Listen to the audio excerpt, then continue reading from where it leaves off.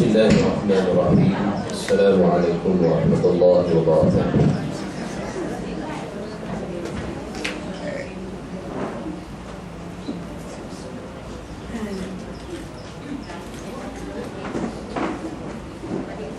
Kita mulakan dengan umur kitab Al-Fatihah. A'udzu billahi minasy syaithanir rajim. Bismillahirrahmanirrahim. Alhamdulillahi rabbil alamin. Ar-Rahmanir Rahim. Maliki yaumiddin. Iyyaka na'budu wa iyyaka nasta'in. Ihdinas siratal mustaqim. صراط الذين أنعمت عليهم غير المغضوب عليهم ولا الضالين.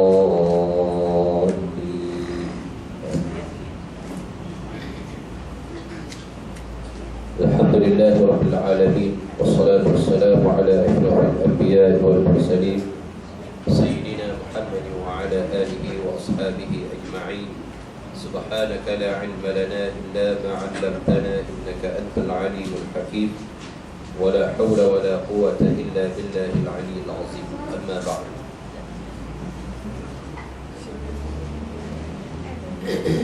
Berbahagia saudara Samsul, muslimin dan muslimat yang dirahmati Allah Subhanahu wa taala. Sambung kita di muka surat 188. Tajuk turunnya Nabi Isa alaihissalam.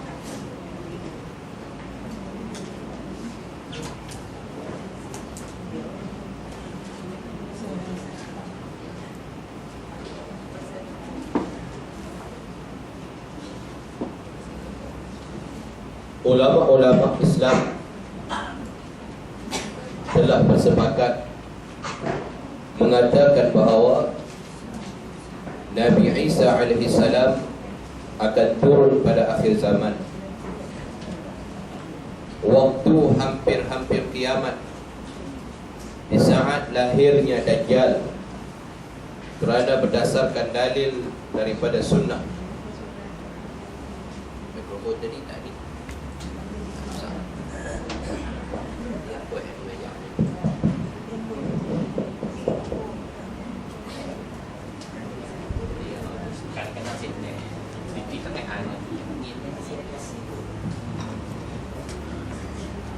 Cobaan boleh. Baik. Ulama-ulama Islam telah bersepakat mengatakan bahawa Nabi Isa alaihi salam akan turun pada akhir zaman. Waktu hampir-hampir kiamat, di saat lahirnya Dajjal, kerana berdasarkan dalil-dalil daripada sunnah Nabi sallallahu alaihi wasallam.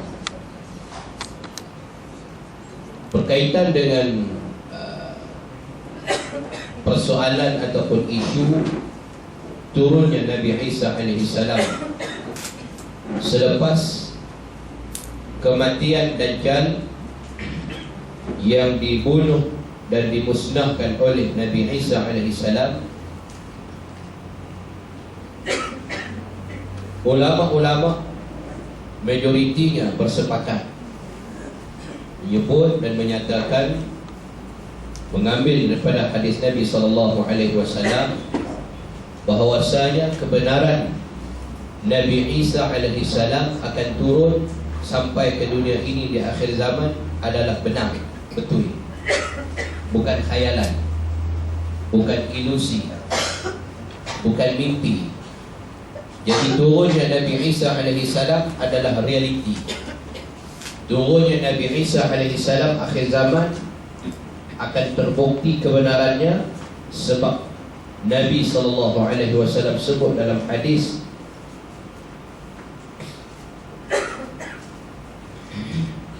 dan Allah Subhanahu wa taala juga sebut dalam Quran, menolak tanggapan orang-orang Nasrani kaum Nabi Isa AS, bahawa orang-orang Yahudi ketika itu telah berjaya membunuh Al-Masih, iaitu Isa AS.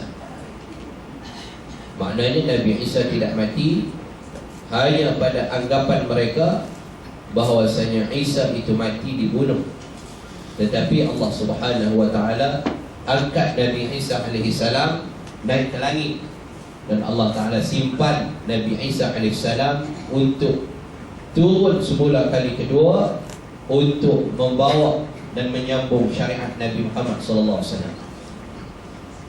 Nabi Isa turun, dia tidak bawa syariat dia. Nabi Isa turun, dia akan bawa dan sambung syariat Nabi Muhammad sallallahu alaihi wasallam. Yang keduanya, Nabi Isa akan berdoa kepada Allah supaya dia dimasukkan sebagai umat Nabi Muhammad sallallahu alaihi wasallam. Sebab di antara Al-Quran dan juga Injil yang Allah Subhanahu wa taala sebut dalam kitab dia, ada penyatuan yang akan berlaku, iaitu di antara Isa dan juga Muhammad, di antara dua syariat yang Allah taala turun, di mana Isa membawa syariat yang Allah taala bagi pada dia ketika itu juga namanya syariat Islam, dan Nabi Muhammad sallallahu alaihi wasallam yang menerima wahyu berupa Al-Quran juga membawa syariat yang namanya juga syariat Islam. Jadi tidak ada Nabi dan Rasul yang bawa syariat selain daripada syariat yang namanya Islam. Semua Nabi-Nabi bawa syariat Islam, daripada Nabi Adam sampailah Nabi Muhammad sallallahu alaihi wasallam. Syariat yang dibawa dan disampaikan kepada umat semuanya Islam. Cuma yang berbeza hukum hakam. Syariat Islam, hukum hakam ataupun perundangan-perundangan semasa yang dibawa dan dibentangkan kepada umat untuk dilaksanakan berbeza di antara satu umat dengan satu umat, ataupun berbeza di antara satu Nabi dan Rasul dengan Nabi dan Rasul yang lain. Jadi sebab itu ada perbezaan di antara syariat ataupun undang-undang hukum hakam, di antara hukum hakam yang dibawa oleh Nabi dengan Nabi Muhammad dengan yang dibawa oleh Nabi Musa. Yang Nabi Musa berbeza dengan syariat yang dibawa dengan Nabi Ibrahim. Jadi perbezaan-perbezaan dia ada sebab dia mengikut, Allah Ta'ala bagi mengikut kesesuaian kaum dan umat yang dipimpin. Jadi syariat yang paling besar dan luas itu syariat Islam yang ada pada zaman Nabi Muhammad SAW sebagai umat yang terakhir. Jadi ulama-ulama bersepakat bahawasanya Nabi Isa memang akan turun, dan hakikat keturunan kebenaran Nabi Isa diturunkan ini terbukti ada dalam hadis-hadis sahih, khususnya hadis Imam Bukhari dan juga hadis Imam Muslim rahimahullah.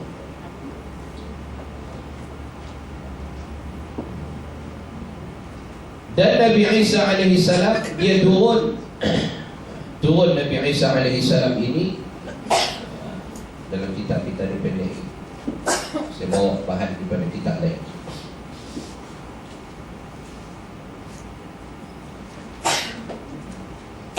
Nabi Muhammad sallallahu alaihi wasallam dalam hadis, selain daripada Nabi mengakui dan menyebut bahawa Nabi Isa alaihi salam akan turun di akhir-akhir zaman ataupun hampir-hampir dengan nak berlaku kiamat, tak kiamat lagi lah,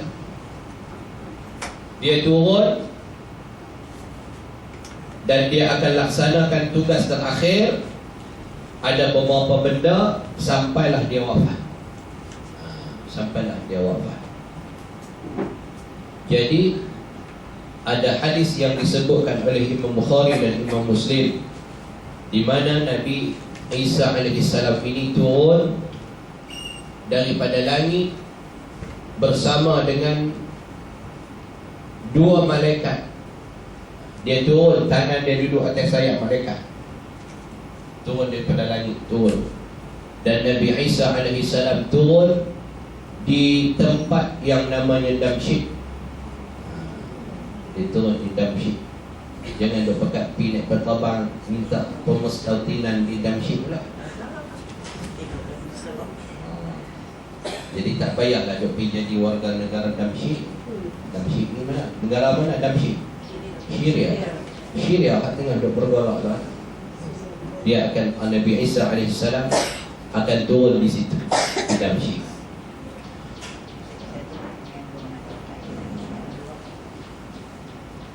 Dalam hadis Nabi ada sebut di antaranya, Nabi kata, pertama ada hadis Nabi kata tentang ciri-ciri Nabi Isa AS. Ciri-ciri Nabi Isa AS menurut beberapa riwayat ialah bertubuh sedang, makna badan tidak besar, tidak kecil. Badan dia sederhana, tidak terlalu tinggi dan tidak terlalu pendek, berkulit merah dan berbulu roma agak lebat daripada orang biasa. Dadanya bidang, rambutnya lurus seperti orang baru keluar dari permandian, dan rambutnya itu sampai ke bawah hujung telinga, iaitu bahagian bawah yang disisir rapi dan mencecah kedua bahunya. Rambutnya panjang, tapi bukan panjang macam Mahrok tu. Nabi, orang dulu-dulu dia tahu rambut panjang kerana rambut itu ada fungsi. Kalau rambut panjang menyerupai wanita, haram, dosa. Tambah boleh dia buat ekor, duk ribas, duk pergi salon, pergi buat apa? Rebonding. Duk pergi buat rebonding pula, lagi masalah. Orang lelaki pergi salon, pergi buat rebonding, besar kepala, suruh cuci rambut. Zaman Nabi tahu rambut sampai dekat, hampir sama paras dengan bahu. Ada ulama-ulama sebut menyatakan di antara hikmah ataupun di antara sebab Nabi SAW berambut panjang, kerana rambut ini biasanya dia kebal, dia susah nak putih. Jadi oleh kerana dia susah nak putih, dia sebagai salah satu penghadang ketika berperang. Kalau takik tetap tidak kena cara, rambut tak putih, tapi mungkin boleh luka ataupun boleh patah. Sama macam kalau orang tak reti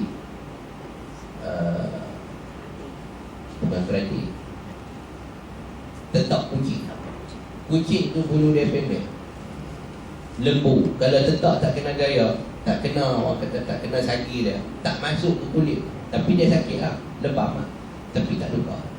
Sebab bulu dia itu menjadi penahan. Dia jadi macam perisai kepada diri. Bukan untuk cantik, bukan untuk serak dan sebagainya, tetapi dia ada beberapa peranan penting. Kalau orang lah, dia tahu nak buat apa. Passion tak masuk dalam hukum. Passion kalau dia tunjuk ke orang, dosa pula, haram, berdosa dan haram. Jadi ini ciri-ciri yang Nabi SAW cerita tentang Nabi Isa AS. Kulit dia putih. Putih ada dalam riwayat lain kata putih sampai nampak macam coklat. Tapi sebenarnya ada riwayat yang dua ini berbeza. Yang satu kata putih kemerah-merahan, yang satu kata ada riwayat kata putih nampak sampai macam coklat. Jadi bila digabungkan riwayat yang dua ini, dua-dua ni betul. Sebab kadang-kadang orang putih sampai nampak bayang darah, putih sampai nampak bayang darah, merah, terlalu merah darahnya, sehingga kulit dia yang putih itu tenggelam warna putih, jadi nak macam merah, nak macam kelabu, nak macam coklat. Tapi sebenarnya kulit dia putih. Badannya tidak tinggi, tidak rendah, dadanya bidang, maknanya orang yang kemah, hebat, orang yang apa, badan cantik lah, badan yang elok.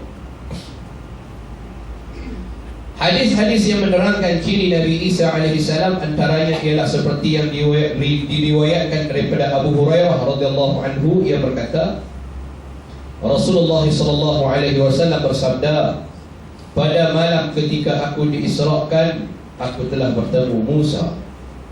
Lalu beliau menyebut ciri-ciri kemudian yang melanjutkan sabdaan baginda, dan aku juga bertemu Isa, perawakannya sedangnya, kulitnya merah seperti orang yang baru keluar dari permandian. Nabi cerita dalam hadis ada Sahih Bukhari dan Sahih Muslim, iaitu Nabi naik di Isra, di antara langit, pintu-pintu langit, Nabi berjumpa dengan Nabi-Nabi. Di antaranya Nabi berjumpa dengan Nabi Isa AS. Maka disitulah Nabi tengok tubuh badan Nabi Isa AS, dan Nabi ceritakan tentang sifat susuk tubuh badan Nabi Isa AS. Kulit dia, rambut dia, tubuh badan dia, dada dia, tinggi dia, besar saja dan sebagainya. Nabi sebut dalam hadis. Dan kulit dia nampak bersih macam orang keluar baru lepas mandi, baru lepas bercuci. Bersih tubuh badannya, elok.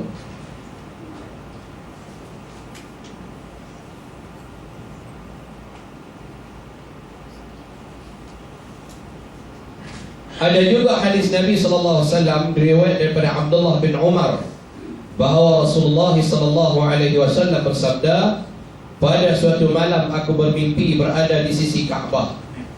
Lalu aku lihat seorang lelaki berkulit coklat yang sangat bagus rambutnya sampai ke bawah telinganya dan sangat indah, serta di sisirnya dan rambut itu menitiskan air.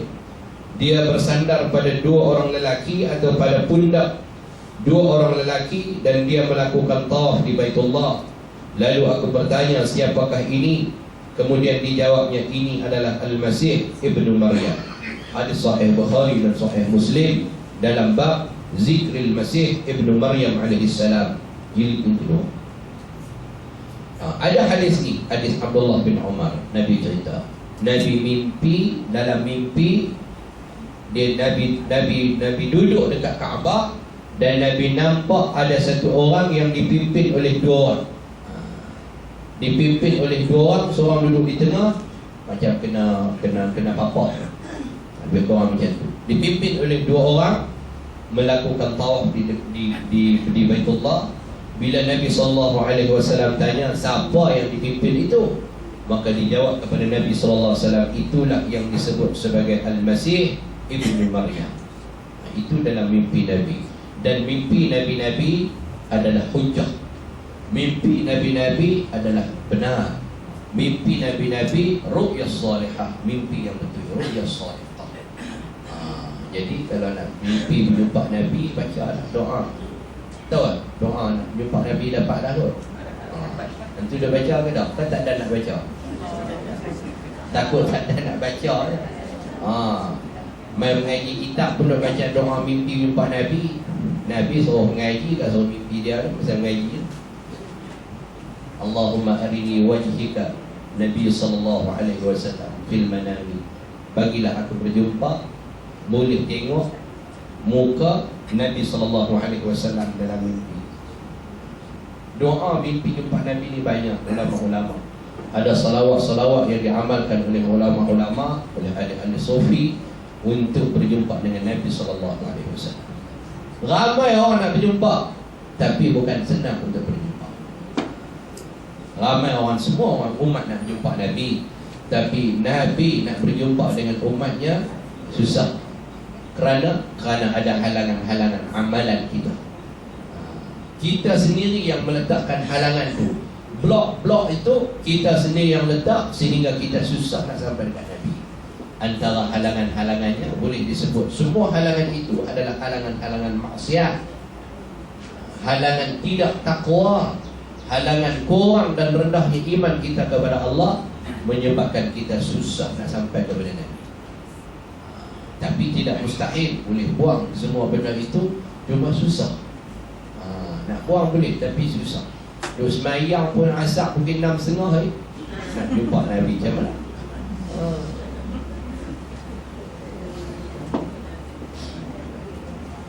Jadi nak jumpa Nabi kena buat amalan tu. Banyaklah, banyak. Tapi kita jangan tersilap pula. Jangan tersilap beramal. Nak buat amalan, sembahyang itu, sembahyang ini, tidur dengan wudu dan sebagainya, semata-mata untuk berjumpa Nabi. Adakah kita ambil sembahyang, kita sembahyang sunat, kita nak tidur berwudu, kita tidur, kita baca doa dan sebagainya, amalan-amalan dalam kehidupan kita untuk berjumpa Nabi ataupun untuk apa? Nabi tidak suruh buat amalan untuk dia. Sebab Nabi kata Nabi larang sangat beramal untuk dia, kerana Nabi sendiri beramal kepada Allah. Itu kita kena ingat. Jadi dalam kegairahan, dalam keseronokan kita nak berjumpa dengan Nabi, kita takut-takut kita tersilap jalan. Tersilap jalan sikit, miss sikit saja. Kita sebenarnya semua nawaitu kita lillahi ta'ala, bukan lil Nabi, lillahi ta'ala. Sebab Nabi sendiri pun beramal dan beribadah lillahi ta'ala. Tiba-tiba umat nak berjumpa Nabi, beramal kerana Nabi. Itu sesuatu yang salah. Jadi kita beramal, kita buat apa pun bukan kerana nak berjumpa, tetapi kerana Allah. Hasil daripada keberkatan dan rahmat Allah, hasil daripada ibadat kita itu, maka kita boleh berjumpa dengan Nabi SAW. Allah akan izinkan. Cuma kena jagalah.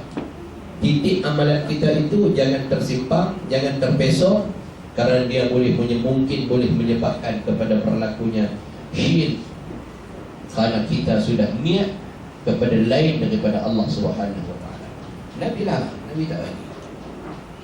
Jangan kita terlalu ta'assub sehingga kita meninggalkan Allah Subhanahu Wa Taala. Tapi kena jagalah benar. Kena jaga. Macam saya jumpa satu orang sakit. Jumpa satu orang sakit, cerita orang ubat orang sakit. Orang kata saka lah. Saya tak pernah kata saka lah. Pusaka dah lah, saka dah lah. Pusaka dah. Orang sakit ni, dia sakit, pergi jumpa Tok Umar. Sebelum jumpa saya ni, pergi jumpa Tok Umar. Lepas tu keluarga dia pun cerita lah hasil daripada berjumpa Tok Umar. Mai cerita kat saya, kata mak dia ni kena saka. Ada saka. Jadi kalau nak hilang saka tu, hantu syaitan hak dalam mak dia tu, masa tu Umar dah berubat tu, habaq. Kalau nak suruh aku tinggal orang tua ni, apa kena buat beberapa amalan untuk aku, baru aku boleh keluar. Sebab aku ni jenis suka beramal. Lihat dalam saka dalam. Apa dia amalan dia? Kamu kena pergi sembahyang 7 biji masjid, puasa 7 hari, dan bersedekah kepada 7 orang miskin. Itu yang kita celaru dan kita keliru tu. Mana dia suruh pergi duduk, hang kena pergi 7 kelab dan kelab malam, pergi curi 7 biji kedai, hang pergi tumbuk 7 orang. Dia tak suruh buat maksiat, tapi dia suruh buat baik. Ini yang kata syaitan ni. Allah Ta'ala sebut dalam Quran, syaitan ini zuyyina lahum su'u a'malihim fara'ahu hasanah.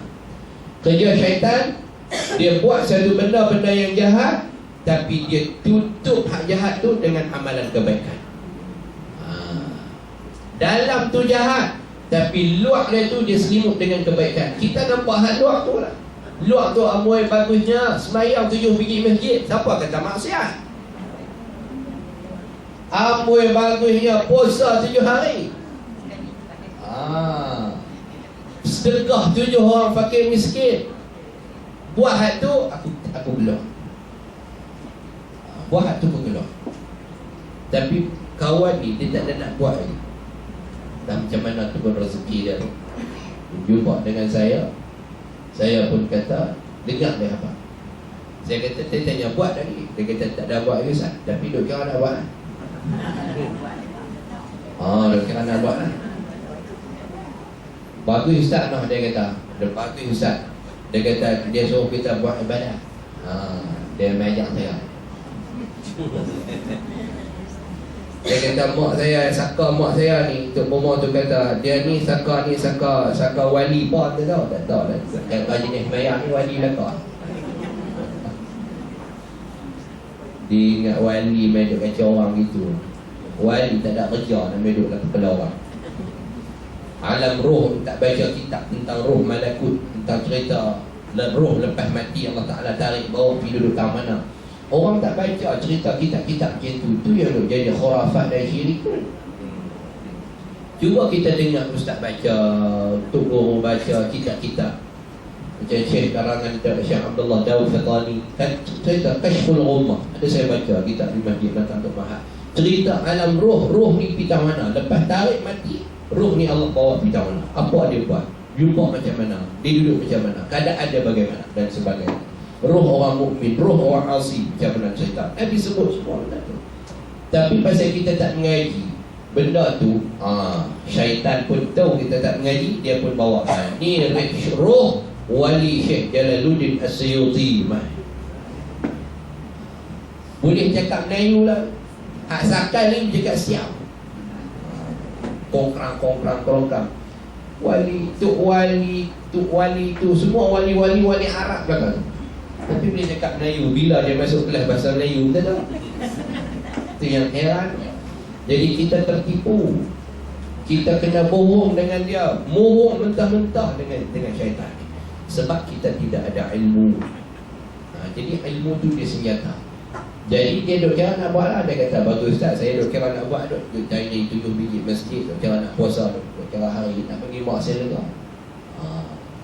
Saya tanya, puasa, sembahyang, sedekah, yang betul-betulnya siapa suruh buat? Siapa tu kau suruh buat? Allah Ta'ala kau suruh buat. Puasa sembahyang ni Allah dah suruh buat. Sedekah pakai miskin pun Allah suruh buat. Tapi dia suruh buat baik sah. Memanglah buat baik, tapi buat untuk Allah. Buat untuk lega mah. Bila pergi 7 biji masjid, mak korang sikit. Puasa 7 hari, mak baik sikit. Sedekah 7 orang pakai miskin, mak baik terus. Confirm kau baik. Baik, kalau betul-betul lega, kita yakin, kita percaya hak amalan kita buat ni betul ke Allah Ta'ala terima. Memang hak kita buat itu dari segi lafaz, aku sembahyang usolli lillahi ta'ala, aku puasa nawaitu usamurani lillahi ta'ala, aku bayar sedekah, bagi sedekah lillahi ta'ala. Mulut sahaja. Roh ibadat itu duduk di mana? Roh ibadat tu, roh ibadat itu kerana tu hak tu mau kata saka untuk lega, untuk baik dan sebagainya. Jadi kita secara langsung jelas telah buat syirik kepada Allah. Pandai. Syaitan ni hidup lama, beribu tahun. Kita hidup 60 tahun pun sakit lutut lah. Syaitan hidup beribu tahun. Dia bukan berjumpa orang yang akal macam kita, berjuta akal lebih cerdik daripada kita. Qarun, Fir'aun, tu orang cerdik dalam dunia pun kena pembohong, tertipu dan tertawan dengan godaan syaitan dan iblis. Tambah kita ni mengaji macam saya mengaji tak apa nak pas. Mengaji tak apa nak lulus, bukan tak apa nak pas, tak apa nak lulus. Pun tak apa nak cerdik. Pun tak apa nak cerdik. Jadi tuan-tuan, muslimin dan muslimat yang dirahmati Allah, itu cara-cara. Jadi kalau kita gairah untuk berjumpa Nabi, itu bagus. Tetapi ingat, kegairahan kita itu jangan sampai amalan kita lari daripada landasan. Biar kita betul-betul ada Allah Subhanahu Wa Taala, beribadat kita kerana Allah Subhanahu Wa Taala, nak berjumpa Nabi kerana kasih dan sayang kita kepada Nabi Sallallahu Alaihi Wasallam, dan ibadat kita ke semua yang kita buat, amalan-amalan yang mungkin boleh membawa kita berjumpa Nabi dalam mimpi, semua itu amalan-amalan daripada kita ikhlas kepada Allah Subhanahu Wa Taala, bukan kerana nak sesuatu balasan, bukan kerana nak apa-apa. Jadi jangan, jaga. Boleh buat tapi jaga. Ulama-ulama dia memang buat begitu. Dia bukan buat kerana apa-apa. Dapat alhamdulillah, tak dapat dia usaha, tapi memang itu sebagai kerja dan amalan dia. Setiap hari. Dan dia bukan buat malam tak larat dah, berhenti sat. Berhenti sat, buat pula. Sambung pula. Tak larat, berhenti sat, buat pula. Jadi dia buat itu kerana nak berjumpa, bukan kerana Allah Subhanahu Wa Taala. Baik.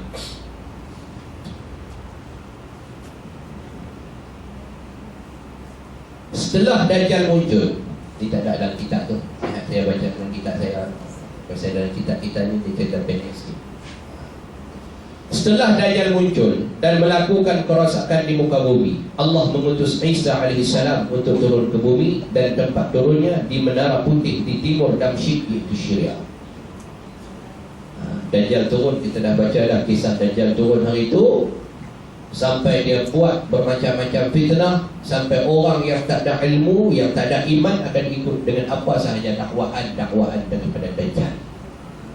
Jadi sebagai kesudahan dan penghabis penamat, Allah Subhanahu Wa Taala akan turunkan Nabi Isa alaihissalam turun di bumi, dan tempat turunnya di Menara Putih di timur Damsyik, Syria.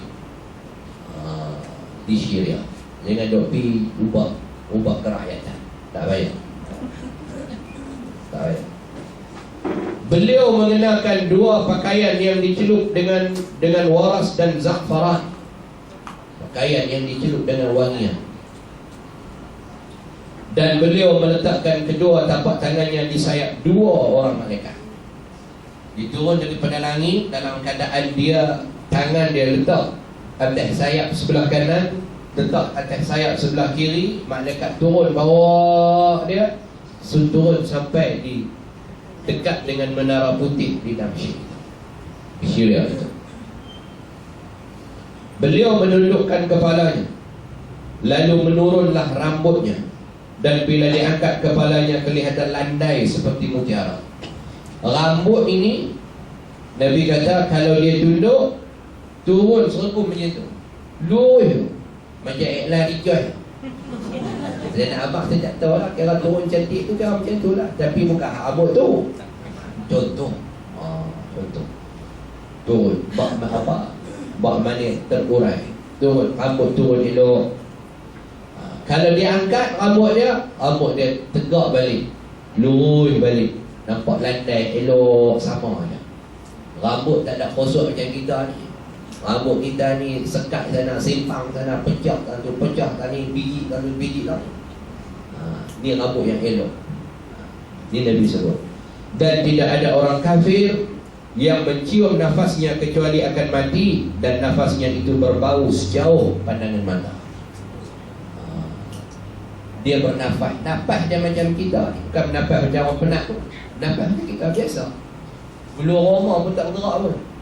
Tapi nafas bisa nafas Nabi Isa alaihissalam, orang kafir yang mencium bau nafas Nabi Isa alaihissalam mati. Dan nafas Nabi Isa ini bukan pi dekat meja tu, pi sejauh mata memandang. Maknanya sejauh mana dia boleh nampak, di situlah nafas dia akan sampai. Itu dia Allah Ta'ala bagi kepada Nabi Isa alaihissalam. Nabi Isa akan turun dan bersama-sama dalam kelompok yang diberi pertolongan oleh Allah Subhanahu Wa Ta'ala, iaitu mereka yang berperang untuk menegakkan kebenaran, dan mereka bersatu menghadapi Dajjal. Nabi Isa akan bersama membantu kaum ataupun golongan-golongan yang menegakkan kalimah Allah, dan akan berperang bersama dengan mereka-mereka yang menentang, bersama dengan golongan-golongan yang menentang Dajjal, yang melakukan kemurkaan di muka bumi itu. Ketika beliau turun, waktu sedang diiqamat untuk solat subuh, lalu beliau bersolat berjemaah di belakang pemimpin kelompok itu. Nabi Isa turun, elok dia sampai mat. Dalam hadis Nabi buat ada sebut ketika orang sedang qamat nak sembahyang subuh. Maknanya dia turun waktu subuh, dekat-dekat nak qamat. Jadi Nabi Isa tak sembahyang, dan dia tidak jadi imam sembahyang subuh. Dia hanya jadi makmum dan ikut sembahyang subuh dalam tu. Yang jadi imam itulah imam ketika itu. Sebab itu umat Nabi Muhammad sallallahu alaihi wasallam.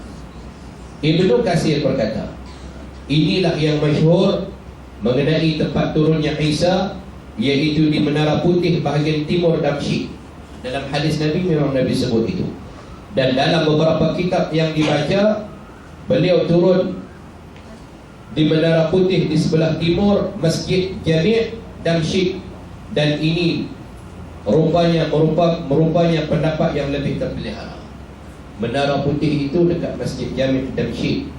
Kerana di Damsyik tidak dikenal dan ada menara di bahagian timur selain di sebelah Masjid Jami' Umawi di Damsyik di sebelah timur.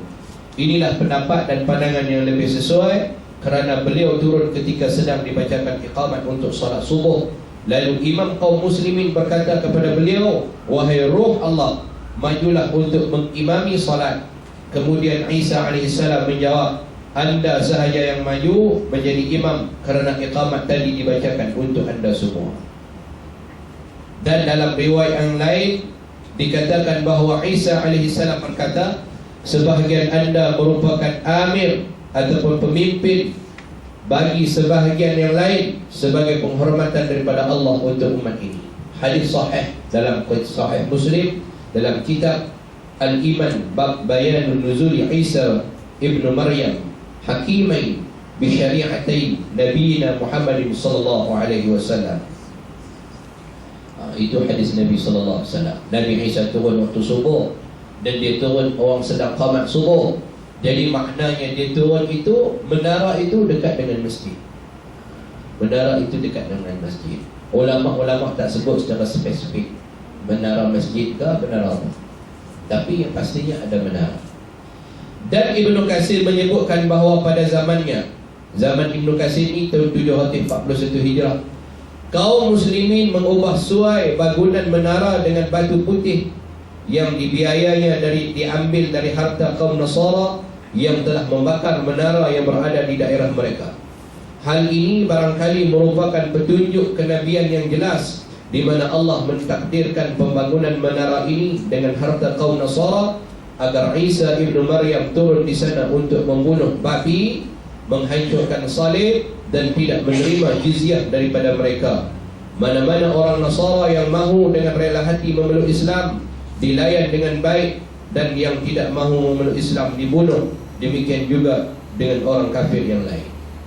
Jadi pada zaman dahulu, menurut pendapat Ibnu Katsir tahun 7 Hijrah, orang-orang Nasara di Damsyik pernah robohkan menara-menara lain dan bangunkan semula menara itu. Itu pandangan Ibnu Katsir. Jadi di antara tempat yang disebutkan oleh Nabi Isa akan turun berhampiran dengan menara di timur Damsyik. Di timur Damsyik. Wallahu a'lam. Saya tak tahu, tak mau nak ulas panjang, takut bohong. Mungkin ulama-ulama di Syria lebih faqih dan lebih alim dengan keadaan dan situasi ini. Jadi jangan duk takut. Kod Nabi Isa turun kita tak tahu. Nak tunggu berita tiap malam sampai tak bayar. Duk dengar Syria duk perang lah, duk bergolak lah. Dajjal ni tak tahu bila lagi. Dajjal tak tahu. Tak keluar dah kita je tak tahu Indonesia ni. Jadi tak main bayar. Maghrib muda, Isya muda. Tengok bernama, tengok Awani, tengok TV3, berita Cina pun tengok. Sampai tak main bayar punya nak tengok berita Nabi Isa. Tak bayar. Benda ni akan sampai. Dia akan sampai secara otomatik. Tak tengok berita. Berita tak ada lagi. Berita ni dah sampai. Cepat lah. Ini berita daripada Allah, bukan berita daripada manusia. Tak payah tu takut. Dalam hadis Nawas bin Sam'an yang panjang yang membicarakan kemunculan Dajjal dan turunnya Isa alaihissalam, Rasulullah sallallahu alaihi wasallam bersabda, ini hadis Nabi, ketika Allah mengutus Al-Masih ibnu Maryam, maka turunlah ia di Menara Putih di sebelah timur Damsyik. Waktu Allah Ta'ala utus Maryam, Isa Al-Masih ibnu Maryam, dia akan turun di sebelah Menara Putih timur Damsyik dengan mengenakan dua helai pakaian yang dicelup dengan waras dan za'faran.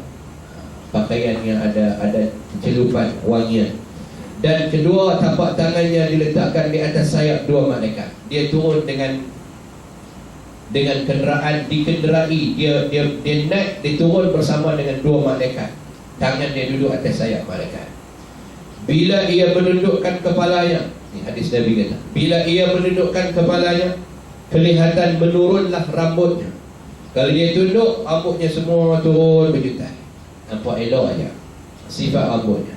Dan jika dia angkatnya, kelihatan landai seperti mutiara. Kalau dia angkat balik, rambutnya pun kembali balik elok. Susun balik sendiri, dia nampak cantik aja, nampak elok aja. Maka tidak ada seorang kafir pun yang mencium nafasnya kecuali pasti meninggal dunia. Mana-mana orang kafir yang tercium, terhidu bau nafas Nabi Isa AS mati. Padahal nafasnya itu sejauh mata memandang. Nafas Nabi Isa ni dia pijam. Dia pijam. Lalu Isa mencari Dajjal hingga menjumpainya di pintu kota Lud. Nabi Isa turun, pas main subuh diteruskan operasi dia. Operasi Nabi Isa, dia nak bunuh Dajjal. Jadi dia akan cari Dajjal hingga menjumpainya di kota Lud, nama tempat, lantas dibunuh Dajjal. Bila jumpa, dia terus bunuh. Kemudian Isa AS datang kepada satu kaum yang telah dilindungi oleh Allah dari Dajjal. Lalu Isa mengusap wajah mereka dan memberitahu mereka tentang darjat mereka di dalam syurga. Lepas Nabi Isa bunuh Dajjal, Nabi Isa akan berjumpa dengan satu kumpulan manusia, satu kaum ramai, dan kaum ini Allah Ta'ala lindung, jaga mereka daripada terkena fitnah Dajjal. Itu kaum orang mukmin ni. Yang Dajjal mai, mereka tak terpengaruh golongan-golongan ini. Jadi golongan-golongan ini, Nabi Isa dah selesai habis operasi dia, Nabi Isa akan mai berjumpa dengan kaum ini, dan Nabi Isa akan ceritakan, sebutkan bahawa mereka ini sudah ada darjat, sudah ada tempat yang Allah Ta'ala sedia yang akan duduk dalam syurga. Jadi ini orang yang berjaya dan selamat di dunia daripada fitnah Dajjal. Dajjal dah habis. Baik.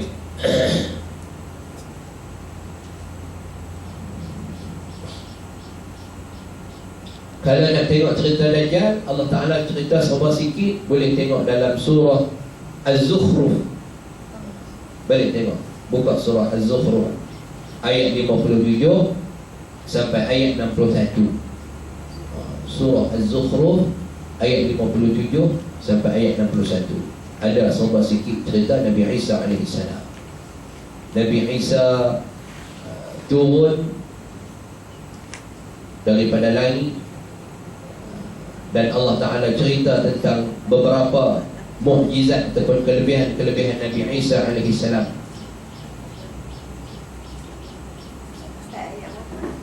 Ayat 57 sampai ayat 61. 57 sampai ayat 61. So, dalam surah An-Nisa pun ada juga. Surah An-Nisa, Allah Ta'ala cerita Allah angkat Nabi Isa ini, barrafa'ahu Allahu ilaihi. Allah Ta'ala angkat Nabi Isa. Allah cerita dalam surah Nisa itu, Nabi Isa tidak dibunuh, tapi Allah Ta'ala angkat dia sampai ke langit. Mereka bunuh orang lain.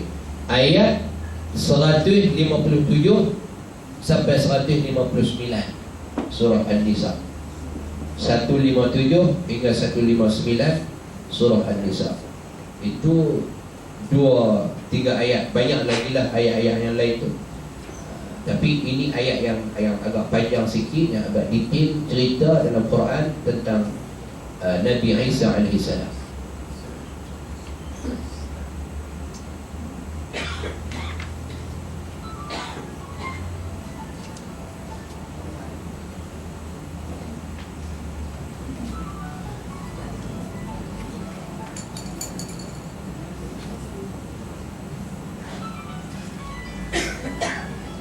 Baik, kemudian hikmah diturunkan Nabi Isa, tidak diturunkan Nabi-Nabi lain. Pasal apa Allah Subhanahu Wa Ta'ala turunkan Nabi Isa AS, tapi tidak turunkan Nabi lain untuk bunuh Dajjal dan menyempurnakan, menyambung syariat Nabi Muhammad SAW. Pertama, sebahagian ulama berusaha dan mencari hikmah-hikmah kebaikan. Kenapa Allah Subhanahu Wa Ta'ala turunkan Nabi Isa AS ke dunia pada akhir zaman, bukan Nabi-Nabi lain? Jadi Di antara hikmah-hikmah yang ulama-ulama sebut dan ulama susun dalam kitab-kitab mereka, pertama, untuk menolak tanggapan orang-orang Yahudi bahawa mereka telah membunuh Isa alaihissalam. Itu dia punya hikmah dia. Orang-orang Yahudi dia kata mereka dah berjaya bunuh Isa. Mereka kata mereka dah berjaya bunuh Isa. Itu dalam surah An-Nisa. Itu cerita tu dah. Dalam surah An-Nisa ayat 157. Orang Yahudi kata kami dah bunuh Isa. Tapi Allah Ta'ala perjelaskan balik dalam Quran, Allah Ta'ala sendiri angkat Isa naik ke langit. Allah tak sebut dalam langit berapa, itu kena baca tafsir. Allah angkat Isa naik ke langit. Jadi bila Nabi Isa diturunkan pula akhir zaman nanti, bunuh Dajjal, membuktikan bahawa anggapan orang-orang Yahudi silap. Orang Yahudi kan dia sombong. Orang Yahudi ni bongkar. Jadi bila akhir zaman nanti Isa turun, secara automatik mencemuh dan menjatuhkan martabat dan kewibawaan orang-orang Yahudi. Jadi rupa-rupanya Isa masih hidup. Anggapan mereka bahawa Isa telah mati dibunuh. Allah menjelaskan kebohongan orang-orang Yahudi beserta pemimpin mereka Dajjal sebagaimana dijelaskan dalam hadis-hadis yang telah saya baca tadi. Itu Allah Ta'ala sebut. Kemudian yang kedua, hikmah yang kedua, Nabi Isa turun, tidak Nabi lain. Isa alaihissalam menjumpai keutamaan umat Muhammad yang tercantum di dalam kitab Injil. Nabi Isa dia berjumpa tentang kelebihan Nabi umat Nabi Muhammad, umat kita. Kelebihan umat Nabi Muhammad SAW sebenarnya ada disebut di dalam kitab yang Allah Ta'ala wahyukan kepada Nabi Isa AS. Dulu ada dalam kitab Injil. Tapi kitab Injil telah diubah sesuai fakta-faktanya oleh tangan-tangan mereka, sehingga sesuatu yang melibatkan darjat kaum lain dan sesuatu yang melibatkan kerosakan-kerosakan yang lain mereka ubah, naikkan nama mereka saja. Mereka ubah. Yuharrifuna al-kitaba bi'aydihim summa yaquluna hadha min indillahi. Mereka ubah kitab-kitab yang Allah Ta'ala bawa turun kepada Nabi-Nabi dan Rasul, kemudian mereka bawa mai tampilkan kepada hadapan orang ramai, kata inilah kitab daripada Allah yang sebenar. Bahkan sedangkan mereka sudah ubah, yuharrifuna al-kitab, mereka telah ubah isi kandungan. Ayat sudah ubah, maksud sudah ubah, prasa dan prosa sudah ubah. Jadi kitab-kitab itu sudah ditipu. Kitab Allah Ta'ala ni bukan mesti ubah banyak, ubah satu huruf je. Ubah satu huruf aja, sudah tidak boleh disebut sebagai kitab Allah. Sebab tu Quran kita baca, kita tak boleh ubah. Baris tak boleh ubah, huruf tak boleh ubah. Kitab Allah tidak boleh diubah. Kalau kita baca, kena baca dengan betul, dengan tajwid. Sebut huruf, sebut betul-betul dengan fasahah huruf-huruf dia. Kalau huruf sa,